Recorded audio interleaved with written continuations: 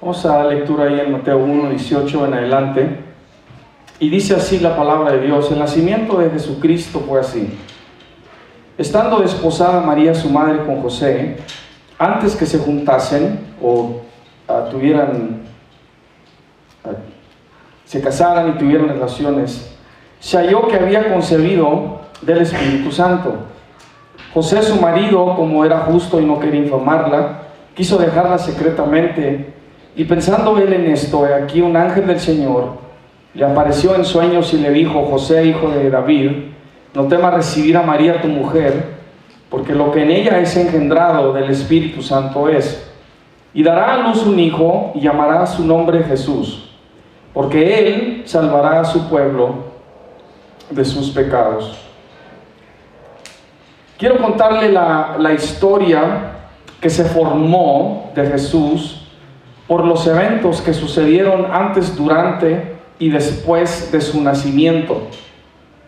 No voy a dar una enseñanza tradicional de la Navidad, que en mi estimación está limitada a solo llamarle la atención a Jesús durante este tiempo.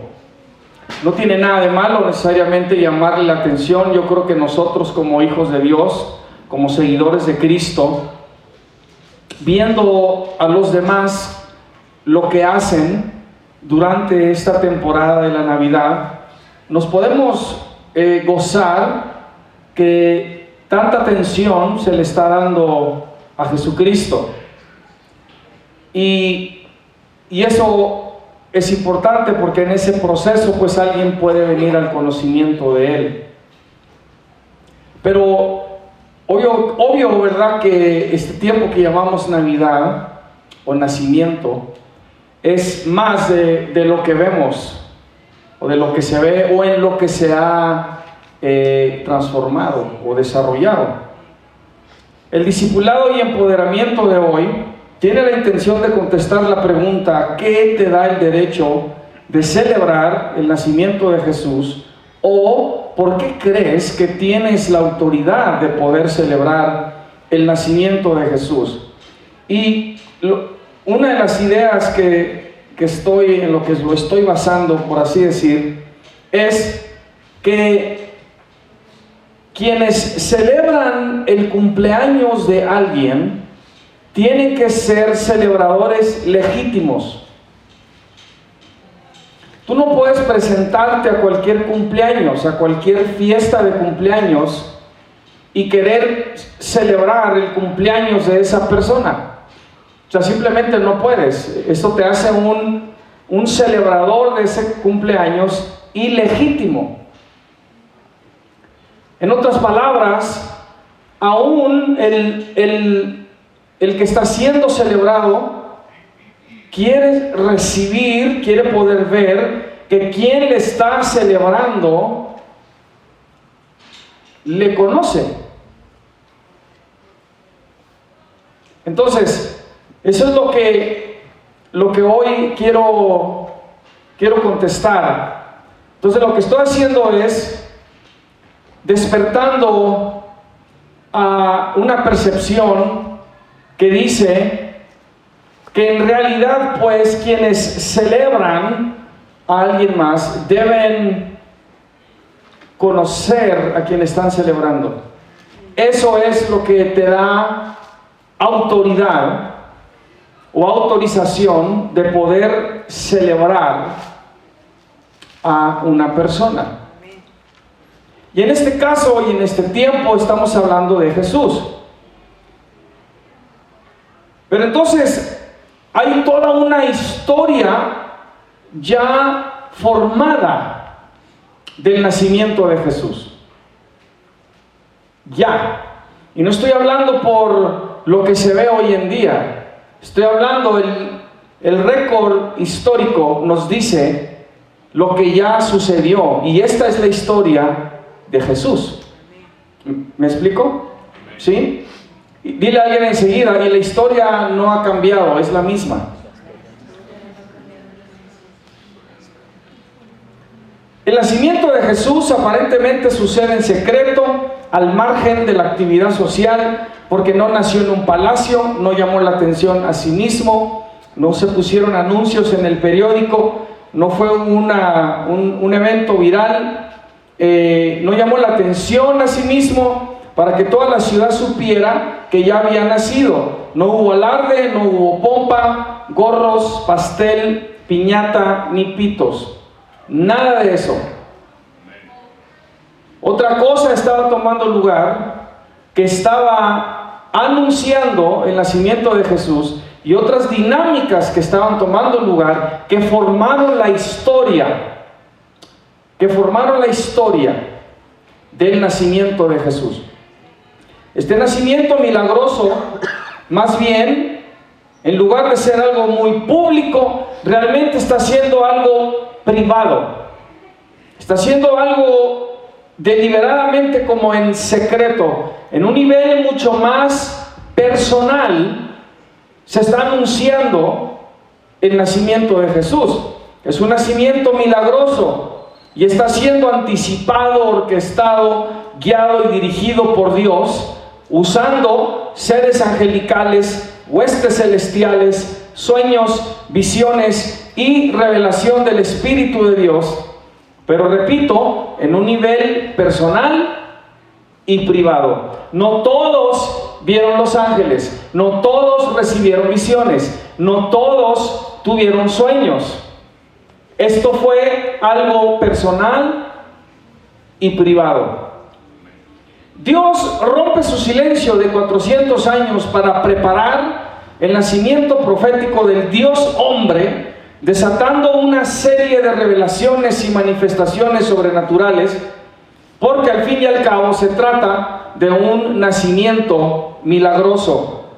Para empezar a romper el silencio, Dios envía al ángel Gabriel, quien sirve delante de él, delante de Dios, y lo envía al sacerdote Zacarías para decirle que su esposa Elizabeth, quien está avanzada en edad y tiene su vientre estéril, que tendría un hijo a quien debe llamar Juan. Se le dice a Zacarías que Juan, que sería conocido como Juan Bautista, será grande o mega delante de Dios y que preparará el camino del Señor. Las profecías empiezan a cumplirse y la historia del nacimiento de Jesús empieza a tomar forma. Juan, el precursor de Jesús, tendría que nacer primero. Y para que su nacimiento también fuera milagroso, Dios escoge un vientre estéril para infundirle vida con su poder. Una mujer que no podía tener hijos es a quien Dios escoge para que naciera Juan, el que iba a preparar el camino del Señor. Ese nacimiento de Juan también fue milagroso. Este mismo ángel Gabriel es enviado a una mujer que se llama María para avisarle que concebiría un hijo y que debía ponerle el nombre de Jesús, que quiere decir Salvador. El vientre de María es fértil, pero es virgen. El punto aquí es que María debe embarazarse siendo virgen y hacerlo sin un hombre.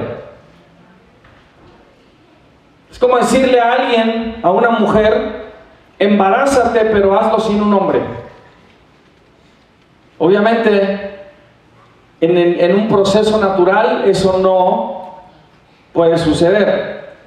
Entonces, tanto el embarazo de Elizabeth y el de María son milagrosos respectivamente. Ambos vientres requirieron el poder milagroso de Dios. Dios escoge un vientre estéril, incapaz de producir vida, que debe cargar al precursor del Señor, y un vientre escogido para el Salvador del mundo, que no ha conocido ni puede conocer a un varón. Ambos vientres están imposibilitados y no pueden concebir por medio del proceso natural. La única forma que pueden embarazarse estas dos mujeres es sobrenaturalmente por el poder de Dios. Dirá alguien ahí enseguida, y la historia del nacimiento de Jesús se está formando. El vientre de Elizabeth es hecho fértil e impregnado por Zacarías. A María, que proféticamente debe embarazarse siendo virgen y embarazarse sin la semilla del hombre que transmite pecado. Esta es la razón que María, cuando se embaraza, es virgen, porque la semilla del pecado se transmite por el hombre. Y es por eso que no podía conocer a un hombre, María, para que no se transmitiera ese pecado a la criatura que iba a nacer. Entonces, esto ya sucede después, porque María sí tiene otros hijos, pero ella es virgen, pero se embaraza sin la semilla del hombre. A esto el ángel Gabriel le dice, porque ella pregunta cómo va a ser esto, porque yo no conozco a un hombre, no conozco a varón. El ángel Gabriel le dice, el Espíritu Santo vendrá sobre ti, y el poder del Altísimo te cubrirá con su sombra. Está hablando de una influencia sobrenatural. Por lo cual también el santo ser que nacerá será llamado Hijo de Dios. El embarazo de María sin un hombre no es uno normal, es por el poder milagroso de Dios y concibe del Espíritu Santo al Dios hombre. María va a visitar a Elizabeth, quien ya estaba embarazada a 6 meses, y se queda con ella 3 meses, cerca del nacimiento de Juan Bautista. Cuando Juan nace, el Espíritu Santo llena a Zacarías su padre, quien habla proféticamente de la vida de Juan. La historia del nacimiento de Jesús se sigue formando. Cuando María llega con Elizabeth, por revelación del Espíritu Santo, Elizabeth declara que María está embarazada, diciéndole, bendito el fruto de tu vientre. Quiere decir que para cuando regresa con José, María está embarazada 3 meses. Cuando regresa se dan cuenta que está embarazada. Y José dice, ¿qué pasó? Al saber que María estaba embarazada sin él, José quiere dejarla en secreto para no infamarla, porque la idea es que María tuvo una aventura romántica ilícita mientras visitó a Elizabeth. Ese fue el pensamiento inicial de José. Al ver el embarazo de María y al estar ausente José, la gente culparía a José por haberla abandonado y todos supondrían que fue José quien la embarazó. Ya conmigo, y la historia del nacimiento de Jesús se sigue formando. ¿Sí? Mientras José planea su escape de honor para que no se desarrolle una mentira y deshonra relacionada al nacimiento de Jesús, un ángel del Señor se le aparece en sueños a José. Le dice, José, hijo de David, no temas recibir a María tu mujer, porque lo que en ella es engendrado del Espíritu Santo es. Y dará a luz un hijo y llamará su nombre Jesús, porque él salvará a su pueblo de sus pecados. José se da cuenta que este evento tiene que ver con las profecías del Mesías que había de venir, y José recibe a María, su mujer. Toda esta actividad sobrenatural es necesaria, porque lo que está sucediendo en los vientres de Elizabeth y María no pueden tener una explicación natural, por lo que se tiene que intervenir sobrenaturalmente por seres angelicales, sueños, visiones y revelación. Es lo que está sucediendo. Se está detonando, se está desatando una serie de actividad sobrenatural en los vientres de estas 2 mujeres. no tienen explicación natural, solo tienen explicación sobrenatural. Y explicaciones sobrenaturales requieren seres angelicales, visiones, sueños y revelaciones del Espíritu Santo de Dios. Y la historia del nacimiento de Jesús se está formando. Una estrella descrita como la estrella de Jesús también anuncia su nacimiento. Esto es cuando ya Jesús nace, una estrella o un ángel que guía a unos hombres llamados magos o sabios hasta donde está Jesús. Esta estrella es un ángel, literalmente se está moviendo. Y estos hombres están siguiendo lo que ellos creen es una estrella. Y cuando llega el ángel a donde está Jesús, se detiene. Y estos hombres llegan y encuentran a Jesús. Los hombres, por revelación del Espíritu, entienden que se trata del nacimiento de Jesús, el Cristo, el Rey de los judíos, conectado a las profecías, y al encontrarlo, lo adoran. Hago aquí un tipo de paréntesis, aunque es muy principal, debe ser de enfoque a lo relacionado al nacimiento de Jesús, y es lo siguiente, que no debe perderse de vista que la celebración de la Navidad o del nacimiento de Jesús es un acto de adoración. Debe ser un acto de adoración. Y todo acto que busca reconocer a Jesús como Señor debe hacerse por el Espíritu Santo y en espíritu y en verdad, como toda la adoración que se le da a Dios. Cada vez que el hombre se acerca a Jesús, lo tiene que hacer por medio de la adoración. Y se tiene que tener en vista que al celebrar su nacimiento, nuestros actos son actos de adoración a Él. Si usted puede celebrar y adorar a Jesús sin recibir ni dar regalos, está entendiendo a quién celebra y adora y por qué lo está haciendo. El nacimiento de Jesús ya tiene una historia formada que no ha cambiado. No necesita un narrativo social ni comercial. La historia es la misma. Él no ha cambiado.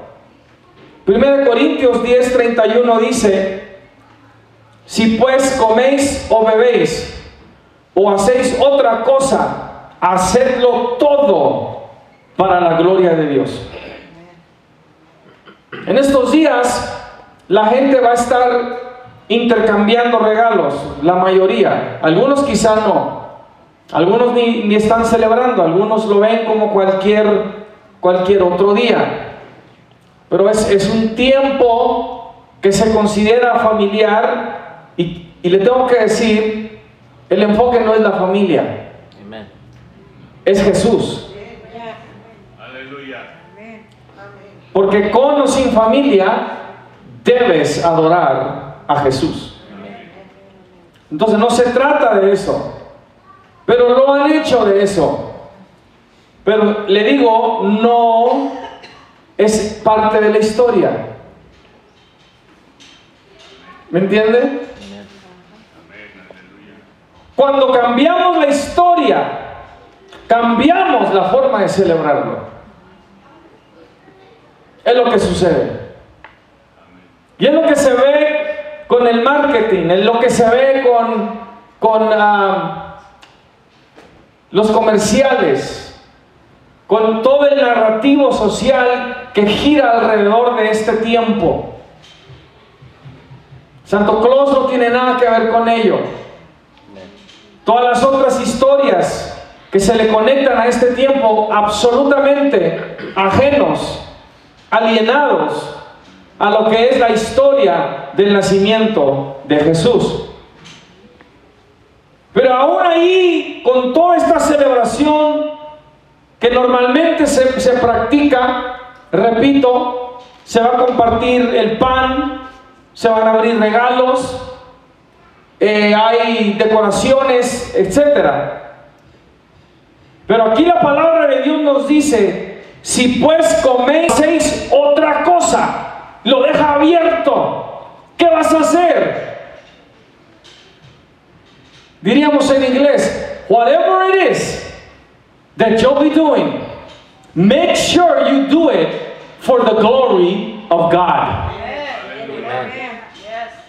Asegúrate que lo estás haciendo para la gloria de Dios. Y la historia se sigue desarrollando. A unos pastores de ovejas que estaban en esa región les es enviado un ángel del Señor. Este es otro ángel, otro ser, y dice que la gloria del Señor los rodea de resplandor y les dice: no temáis, porque aquí os doy nuevas de gran gozo, que será para todo el pueblo, que os ha nacido hoy en la ciudad de David un Salvador, que es Cristo el Señor. Esto os servirá de señal: hallaréis al niño envuelto en pañales, acostado en un pesebre.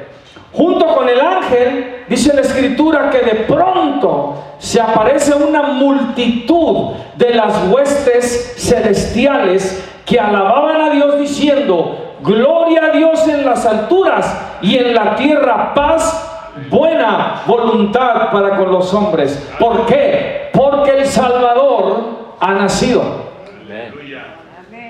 Esto es parte de la historia del nacimiento de Jesús. Por último, al llegarse el tiempo de presentar a Jesús al Señor, lo llevan al templo, y un hombre llamado Simeón, que ya había recibido palabra de Dios, una promesa de Dios, el Espíritu Santo lo mueve y lo lleva al templo para que vea al Salvador. Y también está ahí, o va en ese momento, una profetisa que se llamaba Ana. Con esto cierro. El nacimiento de Jesús fue anticipado, guiado y dirigido por Dios. Usó seres angelicales, huestes celestiales, sueños, visiones y revelación del Espíritu Santo, que se manifestó a hombres sabios, pastores de ovejas, al sacerdote Zacarías, a Elizabeth su esposa, a María, José, a Simeón y a una profetisa que se llamaba Ana. Ella servía día y noche con ayunos y oraciones en el templo. Es obvio para los que hemos recibido la revelación de Jesús de ser nuestro Salvador, que la mayoría que festeja esta ocasión lo ve como un día festivo más y tradicional del calendario, y es también obvio que no es observado en el mismo tono de revelación, alegría, reverencia y adoración a Jesús. No se celebra conforme a la historia. No se celebra conforme a la historia. Lo que parece dominar es el narrativo de una mercadotecnia navideña y las predicciones sobre cómo se impactará la economía, los gastos relacionados a este festejo. Literalmente hay agencias de consulta e indagaciones que averiguan cuánto la gente está dando a la iglesia durante este tiempo. Según las estadísticas, dicen de una que se hizo, 1 de cada 5 evangélicos no dio nada en estos últimos 12 meses. Un doctor llamado Korn Becker, de la Universidad Regent, de la Escuela de Divinidad, dice que dar está conectado a la gratitud. Y muy bien puede serlo, dentro de lo que está la capacidad humana, pero infiere que los demás que no dan son malagradecidos, y si buscaran ser agradecidos, pues darían. Quizás sí, quizás no. Yo creo que ese no es el punto. El análisis me suena como una estrategia psicológica para provocar un complejo de culpabilidad, para que la gente se sienta presionada a dar. Entre las estadísticas que presentaron, por favor repito, capte esto, no hicieron encuestas a la gente si tuvieron alguna manifestación angelical, sueños, visiones o revelaciones del Espíritu de Dios. Porque yo le garantizo esto, que quienes han recibido revelación del Espíritu Santo de Dios acerca del Señor Jesucristo, dan. No se les tiene que presionar. Hay un entendimiento de la palabra de Dios. El narrativo religioso dice que la Navidad es un tiempo de dar y de ayudar a los más necesitados y dar a las agencias que ayudan a los necesitados, porque eso hace brillar el amor de Dios. Me suena muy bien, suena bien. En la superficie suena bien, pero repito, no sigue siendo el punto. Como hijos de Dios debemos saber que no necesitamos una temporada festiva o un calendario que nos diga que es el tiempo de dar. Entendemos que debemos dar y ser de bendición en cada oportunidad que tengamos. El apóstol Pablo le dijo a los corintios, que cada quien ahorre algo. Y dice, según haya prosperado. ¿Sí sabe lo que eso implica? Que a lo mejor eso rebasa el 10% de lo que ganas. Lo digo porque muchos se pelean por el diezmo, no quieren dar el 10%, dicen, eso es demasiado. Y la Escritura dice, da según hayas prosperado. Imagínese un Elon Musk dando según lo que haya prosperado. Se dice, él acaba de decir que este año va a pagar de impuestos 11 billones de dólares en impuestos.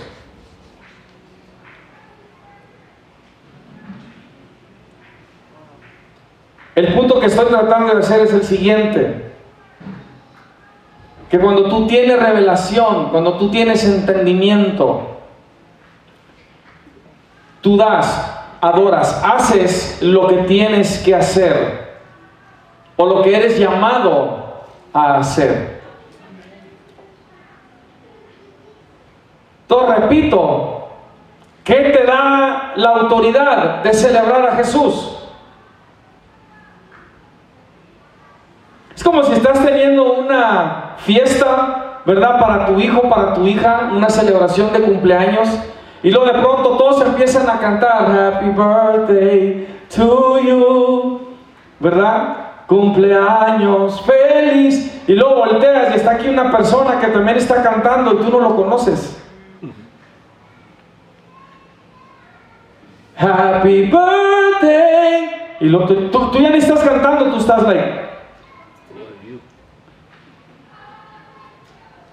¿por qué estás aquí cantándole? Nomás estoy cantando Happy Birthday. Sí, ¿quién eres? ¿Me está captando? ¿Qué te da el derecho de decir Merry Christmas?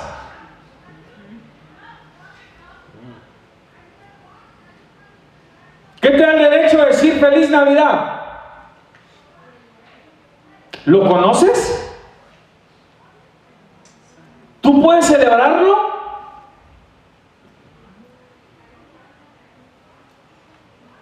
Usted se da cuenta quién no lo conoce. ¿Sabe cómo? En parte o en gran parte. Ya no dicen Merry Christmas, dicen Happy Holidays. No se moleste. No se moleste, no se preocupe, no lo conocen. Usted puede tomar la oportunidad para explicarles. ¿Sí? Pero esa es una forma de expresar que no le conocen. Los hombres sabios fueron advertidos. ¿Por qué fueron? ¿Por qué la gente que estuvo ahí, estuvo ahí? Lo que quiero que se lleve hoy. ¿Por qué estaban ahí? ¿Por qué fueron? Porque estaba ahí un Simeón. Porque estaba ahí una Ana. ¿Por qué José? ¿Por qué María? ¿Por qué Elizabeth? ¿Por qué Zacarías?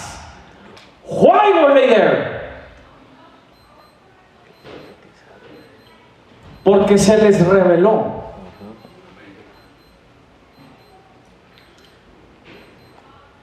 Ahora capte esto, y este es mi punto. Le pude haber dado el mensaje en 5 segundos. Capte esto. Tú no puedes estar ahí si no eres parte de la historia.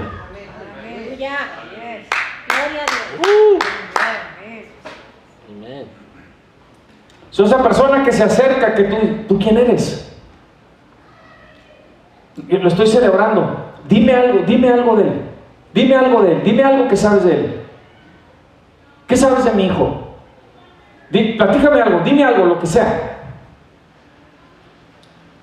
¿Conoces su historia? No, pues no. Tú no lo puedes celebrar. Retírate, por favor.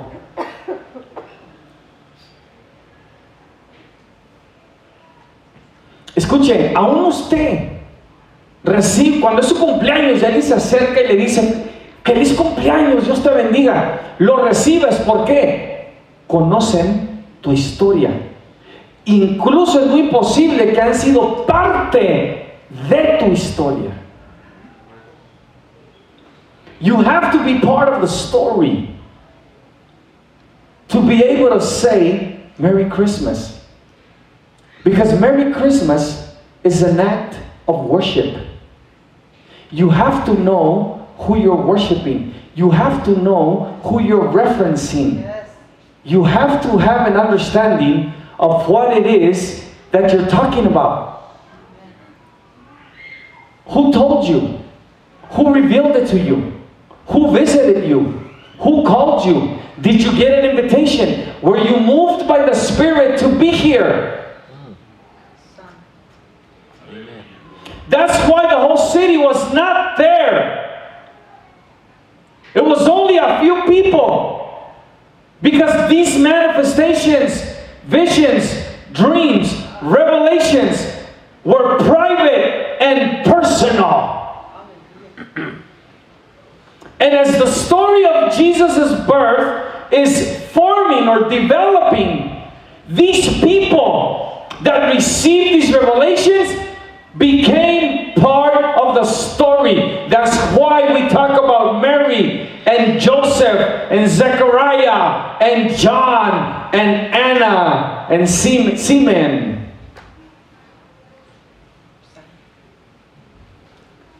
And we don't talk about nobody else. Do you see? Amen. You can only celebrate Christ if you're part of the story. How did you become part of the story? He revealed himself to you and became your Savior. ¿Cómo eres tú ahora parte de la historia que se manifestó a ti y ahora es tu Salvador? Los pastores de ovejas dicen que volvieron glorificando y alabando a Dios por las cosas que habían oído y visto.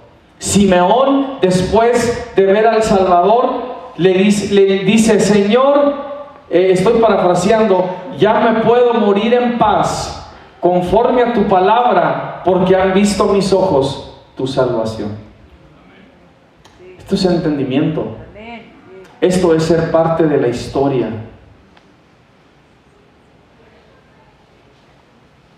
Simeón le pudo haber dicho a la gente: el Mesías todavía no viene, todavía no entra en la escena humana. ¿Cómo sabes, Simeón? No lo he visto. Cuando yo lo vea, ya me puedo morir. Y no me voy a morir hasta que no lo vea. Ahora, si tú sabes que yo morí, es porque ya lo vi. Eso te dice que el Mesías ya anda aquí entre la gente. Era parte de la historia. La única razón que todas estas personas pudieron buscar, adorar y celebrar el nacimiento de Jesús fue por la revelación y manifestación del Espíritu de Dios que recibieron, y porque al recibir la revelación de Dios fueron hechos parte de la historia del nacimiento de Jesús. Entonces hay dos cosas que se necesitan para celebrar en espíritu y en verdad el nacimiento de Jesús: la revelación del Espíritu Santo, que Jesús es el Cristo, el Hijo de Dios, Dios el Salvador del mundo, envuelto en carne, para saber y entender claramente por qué y a quién se está celebrando. Tienes que ser parte de la historia de su nacimiento, número 2, para poder adorar y celebrar a Jesús. Y la única manera de poder hacer esto es recibiendo una revelación e invitación personal y privada del Espíritu de Dios para venir a la celebración. Tú no puedes ir a ningún cumpleaños si nadie te invitó. Alguien te tuvo que haber invitado. Tú tienes que ser parte de esa historia. Si no eres parte, no sabes a quién, a qué o por qué estás realmente celebrando. Lo estás haciendo, pero estás siguiendo otra historia. Le ruego y le oro a Dios que muchos de los que celebran este tiempo, aún bajo falsas impresiones y en ignorancia, reciban una revelación personal y privada de parte de Dios durante este tiempo, que los haga parte de la historia de Jesús. Me gozo que cada vez que se dice Christmas, se está mencionando la palabra Cristo, y que se trata del nacimiento de Él, y que en ese proceso o en ese desear a alguien, ¿sabe por qué nuestra Navidad ya es feliz? Porque lo conocemos, ya lo es. Pero cuando se lo deseamos a alguien más, es como si le estuviéramos diciendo que conozcas al Salvador que nació en un tiempo como este. Que los que han estado esperando a alguien que pueda salvar al mundo, hacerlo mejor y ponerle fin a todo lo mal que está en el mundo, reciban la revelación que ese Salvador es el único y exclusivo, el Dios hombre, nacido milagrosamente en Belén de Judea, Jesucristo, el Señor de todos. Oro que los ojos de los judíos que todavía no conocen al Salvador Jesucristo sean abiertos para que lo reconozcan. Que los musulmanes, mormones, testigos de Jehová, adventistas, católicos, hindúes, budistas, satanistas, santeros y todos los paganos reciban una revelación del Espíritu Santo, para que sean parte de la historia de Jesús y lo busquen, adoren y celebren y caigan a sus pies, y lo puedan hacer también en espíritu y en verdad, con la autorización del Espíritu Santo. Y este es el punto: los que verdaderamente pueden celebrar, los celebradores legítimos del nacimiento de Jesús, los que pueden adorarle y darle gloria a Dios porque envió a su Hijo, son los que por revelación del Espíritu son parte de la historia de Jesús. Usted y yo somos parte de la historia de Jesús. Amén. Que no se nos olvide que este niño un día nos va a juzgar a todos. Que no se nos olvide que este niño todavía se llama Admirable, Consejero, Dios fuerte, Padre eterno y Príncipe de paz. El nacimiento de Jesús ya tiene una historia, no ha cambiado. Amén. Y tienes que ser parte de la historia para poder celebrarlo, para tener la autoridad de poder decir Feliz Navidad. nosotros lo podemos decir porque la nuestra ya es feliz. Porque conocemos al Salvador del mundo. Estás viendo y no le conoces, yo te invito a que lo conozcas.